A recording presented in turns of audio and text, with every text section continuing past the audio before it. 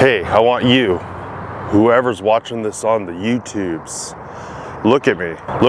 Okay, you're looking at me. That's cool. You're just listening. All right, I want you to rate me. On a scale from 1 to 10, what do you rate me? You think I'm a 1? A 1 out of 10? Seriously? 10 out of 10? That's cool, man. Thanks. But no, flattery's sin, man. That's dumb. Don't flatter me. What am I? What is my rating? Is it over 9,000? Is it over 9,000? If you get that reference, put it down in the comments. I mean, it's kind of weird to rate somebody else, isn't it? Yeah, it's can get a little sketchy, get a little bit weird, a little judgmental. We all do it. We look at people and decide if they're above, we think they're above us or lower than us. Then we look at things to pick on so we can raise ourselves up. And when they're low, like, oh yeah, I'm better than them. And sometimes we'll try to raise them up just to make them feel better. It's a fool's errand. Comparison is ridiculous. We all do it. Comparing apples to oranges. One's an apple, one's an orange. There's some things that are non-moral that you compare, but a lot of the ways we look at ourselves and other people is completely immoral and literally a sin of comparison. And I do it. I do it to other people. I judge other people. And going on a carnivore diet and like trying to do what I think is right, try to follow science and what influencers are saying and doctors are saying, you kind of get this dogma, if you're not careful, where you pick a team, right? I'm on this team and I'm not on that team, so it's us versus them. Like in football, you could be a fan of one team and then you hate this other team, and then all of a sudden this other team that you hate, their quarterback comes to your team, and now you're the biggest fan of this quarterback that you hated 5 minutes ago. Yeah, because we're fickle creatures and we pick teams. Aaron, where are you going with this? Well, before I tell you, how often do we look at ourselves and just feel like crap and rate ourselves? I mean, we should have some sober judgment in our lives, like, I should probably do this. I should do this, but is it conviction or is it guilt, shame? What is it? Good questions, right? Well, you got to work through that and figure out what's conviction, what's guilt, what's shame. I don't know about you, but I am overwhelmed by the amount of information when it comes to science, when it comes to diets. Take this supplement, take this pill. Do it this way, do it this way, do it this way, no, do it this way. Everyone has these teams and tribes, and it's exhausting, and it's conflicting, and it's never ending. Well, coffee's good for you. Well, coffee's bad for you. Well, a little bit of coffee, listen to this, and then someone says this, and then there's this study, and then this study, but that study is trash. They didn't do a good job. Okay, thank you for all this information that is just making me feel good. I feel personally like I have to be okay with dying. To be in the right headspace. I have to be okay with dying. I don't want to be, but I have to be. Because no matter what I do, it's wrong. At least to a certain degree. Someone's going to say it's wrong at least. I might find out later it's wrong, or then realize it's wrong and then realize it was right, then wrong, and then right, then wrong, and then right. And we live in this world where it's so hectic and just everything's coming at us. And I have to be grounded with the reality that this body I have is going to die. Whatever you rate it, it's not going to be here forever. And it sucks. Fortunately, as a Christian, I know that I'll get to hang out with Jesus and get a new body. I take solace in that.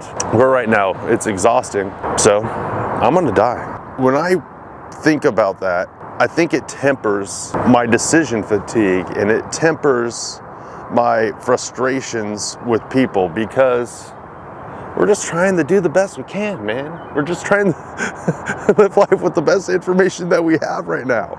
And I gotta give people a lot of grace when they say stupid stuff. I gotta give myself grace. I have a hard time being like a salesperson, like everybody on the internet. Hello, my name is Aaron Kilby, and for $9.99, I could change your life. $9.99 per day. What do? $9.99 a day, one ribeye a day keeps the doctor away. Follow my plan for only $9.99 a day, and you will live to 300 years old. 300. I don't want to live that long, Aaron. What can I get for $7.99? Bacon and eggs. Well, maybe not eggs right now. Again, Aaron, what's your point? Do the best you can with the information that you have. That's what you do. So judge me, 1 to 10. Thank you. Thank you for that number. I appreciate it. I think.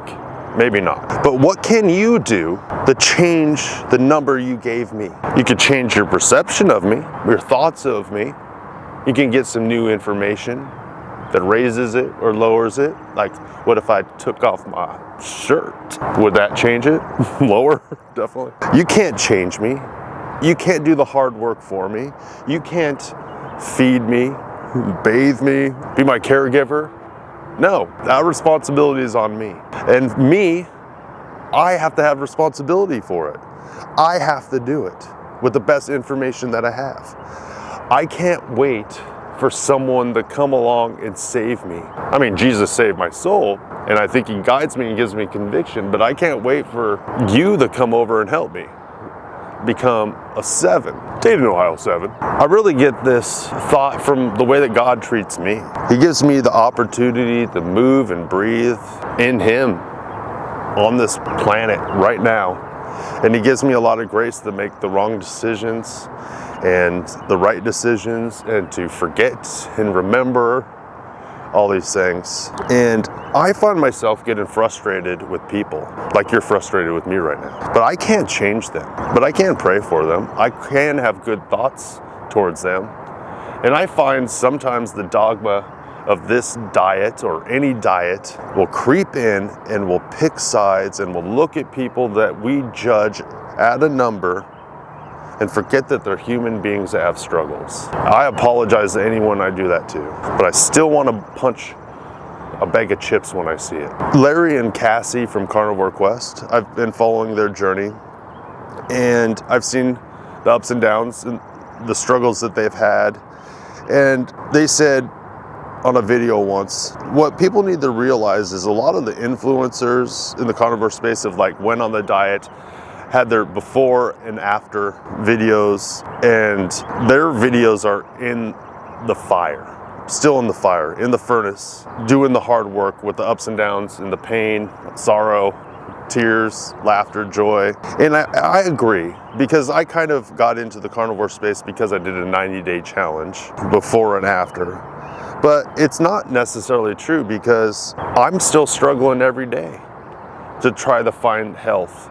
And whoever you are, wherever you're at, and wherever you get is not ever going to be enough. Now, you can lighten the load, so to speak, but you're always going to have something to chip off and to move forward and to try to raise that level. It's just how we do it. So no one's going to save you. Jesus will save your soul. But when it comes to your health, I would just say you're going to die one day. Do the best you can do with the information that you have. Don't put up with your crap. You can change you.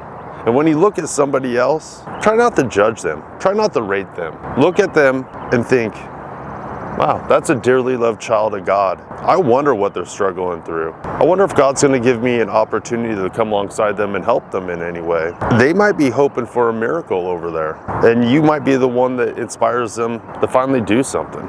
And that's the best you can do. But for anyone out there that's really struggling with their diets and their weight, and you're waiting for a miracle to come and change you, you're waiting for someone to grab your hand and to guide you and to pull you and to yank you. From my experience, you'll get little tugs and a little help, but the majority of the growth that happens, you're gonna have to do. You will have to do the hard work. You will have to not put up with your crap. You're gonna have to do the stuff you don't wanna do. So my advice to you is to rate yourself. Realize you're going to die someday, and do the best you can today with the information that you have. And if you feel unsettled, do some research. If you don't feel at peace, keep experimenting and find people that are humble and willing to tell you their whole story and not just try to sell you a freaking program. I will fail you, I guarantee it. All right, thanks for watching this Kilby Life video. Kilby out. Oh, peace.